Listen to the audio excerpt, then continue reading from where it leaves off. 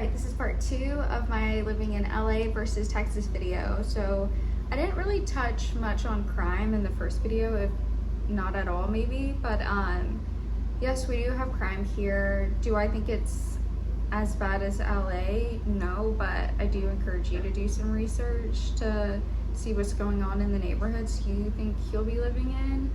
I don't want to go into too much details about the neighborhood I live in specifically, but yes, we do have an unhoused community in this neighborhood. Plus, you know, of course, downtown looks like most cities in the United States, where, you know, downtown is, you know, it's going to be a host for basically lots of people who might be suffering from mental illness. And yeah, I mean, yeah, like it's an issue here, but would I compare it to, you know, the amount of tents and just wild stuff I saw in LA? I mean, I saw people like shooting up like heroin in their ankles in broad daylight in North Hollywood, or naked and doing other things I won't go into detail about. You might see some of that here. You just have to like be around, I guess, at the wrong time. Like, I have friends that have seen some crazy stuff, but as a woman, be extra careful. If you're a parent, I mean, I don't think it would make sense for you to move into downtown Austin anyway. So I feel like if you move out to a nice, friendly, like suburb, or just like really just suburban feel type neighborhood, then maybe you won't see it. But think about that. But yeah, I feel like you can't avoid it no matter where you move. Since I mentioned being a parent, if you are moving here with teenagers, if you have kids who are preteen age, I would even say, start saving for their car. This isn't a matter of, oh, I grew up without a vehicle. I don't want to say you're setting your kids up for failure without a car living in Texas, but you are going to make their lives very hard. This isn't New York City, or this isn't a city where, like DC or something, where people are like taking trains to get to school or extracurriculars. You have to drive, and it's so hot most of the year. Your kid needs reliable transportation. So whether you coordinate with someone else who can drive them places, whether that be your spouse, a nanny, or someone, your teenager needs to be able to drive themselves to practice.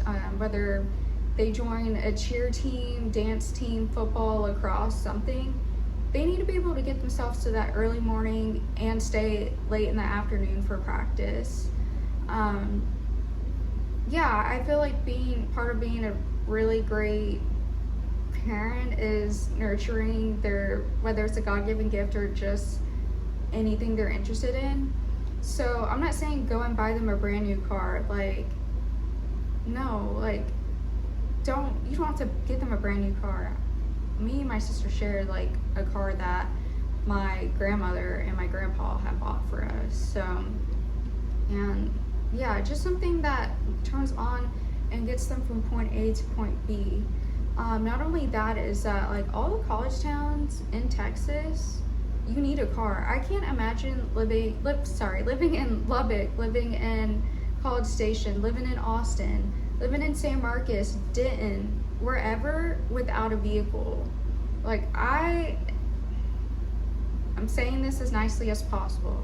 That's awesome if you grew up in a city where you did not need a car as a teenager or in your early 20s. But if you're moving your family here to Texas and you have not experienced that, yes, I think people here need a car by the time they turn 17, 18. Even if it's not their car, they need a license and a family car that they can use to get themselves from A to B. Especially if they get jobs here. I can't think of many jobs where kids can just like walk to. I mean, maybe you'll live 5 minutes away from a grocery store. Otherwise, like, if you want your kid to start working hard in extracurriculars, getting a job, getting early internships so they can get into, whether they want to get into a big school here or something back in their home state. Like, they need a car to get themselves to where they, you know, need to be. So yes, that is mainly for the people watching this who somehow ended up on my video and you are moving here with the family. I know this is mostly geared towards the girlies, you know, in their 20s or so, but maybe just keep that information if you think you'll be sticking around like for your entire life. Like, gotta make sure your kiddo gets a car. Okay, what else? Okay, I'm gonna touch more on the weather here. So yes, I just ordered new curtains that I'm hoping to help keep my apartment cool. Looking at my AC right now, I have it set to 55 still. It's reading 79. It's hot. Texas is hot, and there's no changing that. So yeah, it's warm. I'm probably gonna get a new fan this week too. Yeah. If you're buying a house, I think it's worth it to get the house with a pool, or, you know, a house in a community that has a pool. That's what we did growing up. All of the kids in our neighborhood would go to the community pool that was in our subdivision, and yeah, it was awesome growing up with all the kids in the neighborhood and staying cool. So yeah, I feel like being near water is a must, and you will thank yourself for it. Okay, so winter storm, basically the grid was just not ready for it to be that cold. We lost power. Some places went without power for weeks, I think. I think at my apartment we went without it for 7 days maybe, but yeah, I was just in my apartment wrapped up in as many blankets as I could find, and I got frostbite. I'm thinking about putting a picture in this. I don't know if I should. I don't know. I'll leave it out for now, maybe. If I do, I'll put like a warning. Anyway, so yeah, I got frostbite on my toes just from freezing in my apartment. And I know you're thinking, why didn't she leave? Like, well, people don't have four-wheel drives, or there were just so many reasons. Like, they were telling us to stay off the roads, they were so icy.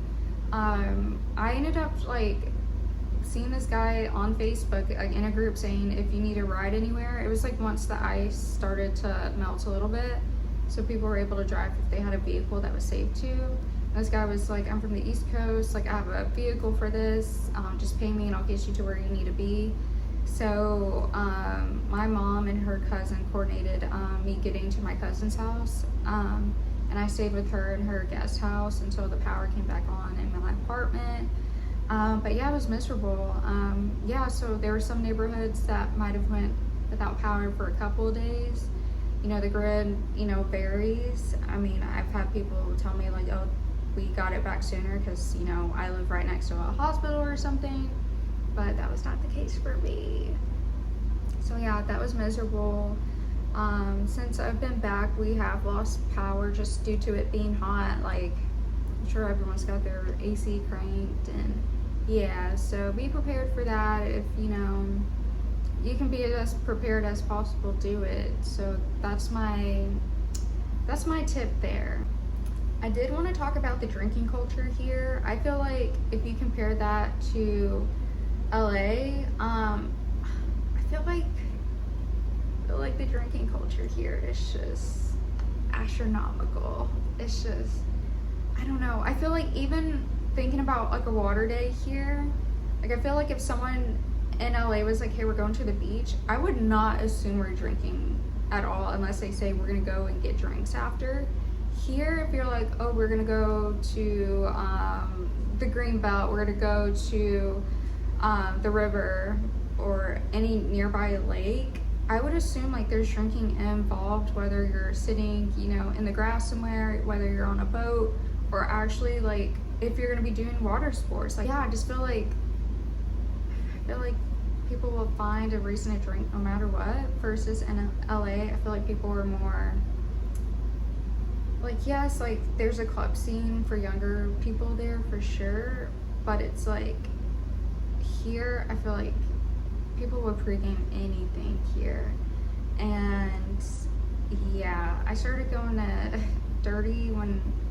36th Street. That's what we call 6. So there's West 6, 36, and then East 6.